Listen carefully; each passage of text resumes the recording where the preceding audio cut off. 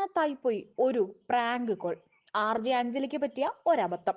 ചെയ്തത് തെറ്റാണെന്ന് മനസ്സിലാക്കിയ അവർ ക്ഷമയും ചോദിച്ചു. അപമാനിതയായ ആ വനിതാ സംരംഭകയോട് സംസാരിച്ചെന്നും പറഞ്ഞു. ഇത്തരത്തിൽ പൊതുസമൂഹത്തിന് മുൻപിൽ വന്നു നിന്ന് ചെയ്ത തെറ്റ് ഇനി ആവർത്തിക്കാതിരിക്കാൻ താൻ ശ്രമിക്കുമെന്നുള്ള ഉറപ്പവർ തരുന്നത് ഒരു മികച്ച കാര്യമാണ്. ഈ സ്ത്രീയോട് ക്ഷമ ചോദിച്ചില്ലെങ്കിൽ അതും ഒരു നല്ല കാര്യമാണ്. പക്ഷേ ഇപ്പോഴത്തെ പ്രശ്നം അതല്ല. തെറ്റ് ഏറ്റുപറഞ്ഞ തിരുത്താൻ തയ്യാറായ ഒരാളെ സോഷ്യൽ മീഡിയ എങ്ങനെയാണ് ട്രീറ്റ് ചെയ്യുന്നത് എന്നറിയാമോ? അതറിയണമെങ്കിൽ അഞ്ജലിയുടെ സോഷ്യൽ ഹാൻഡിൽസിലെ കമന്റ് ബോക്സ് നോക്കിയാൽ മതി. തെറിയും അശ്ലീലവും ഒക്കെ എഴുതി ആനന്ദം കണ്ടെത്തുകയാണിവർ. സത്യത്തിൽ ഈ കമന്റ് തൊഴിലാളികൾക്ക് ഒന്നും അവരെ തിരുത്തണമെന്നോ ബാധിക്കപ്പെട്ട സ്ത്രീയോട് അനുതാപം പ്രകടിപ്പിക്കണമെന്നോ ഇല്ല. അവനവന്റെ ഉള്ളിലെ വൈകൃതം എവിടെയെങ്കിലും കൊണ്ട് ഒട്ടിക്കുക എന്നതാണ് ഇവിടെ പ്രധാനം.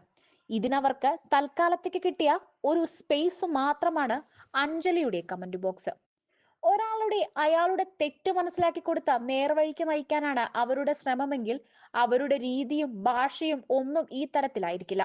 അഞ്ജലിയിൽ നിന്നും സംഭവിച്ച മോശം കാര്യത്തെ ഒരു അവസരമാക്കി അവരുടെ ഉള്ളിലെ വൈകൃതങ്ങൾ കൊണ്ട് വൈകൃതങ്ങൾ പുറത്തു തള്ളുന്നു. സത്യത്തിൽ ഈ കൂട്ടർക്കും വേണം ഒരു ചികിത്സ. പറഞ്ഞു വരുന്നത് ഇത്രയേ ഉള്ളൂ. അഞ്ജലിയും ആ കൂടി ഉണ്ടായിരുന്ന കുട്ടിയും ആ സ്ത്രീയോട് ചെയ്തത് തെറ്റ്. അത് ഏറ്റു പറഞ്ഞിട്ടും അവരുടെ കമന്റ് ബോക്സിൽ ചെന്ന് അശ്ലീലം എഴുതി വിടുന്നവർ ചെയ്യുന്നതും മറ്റൊരു തെറ്റ്.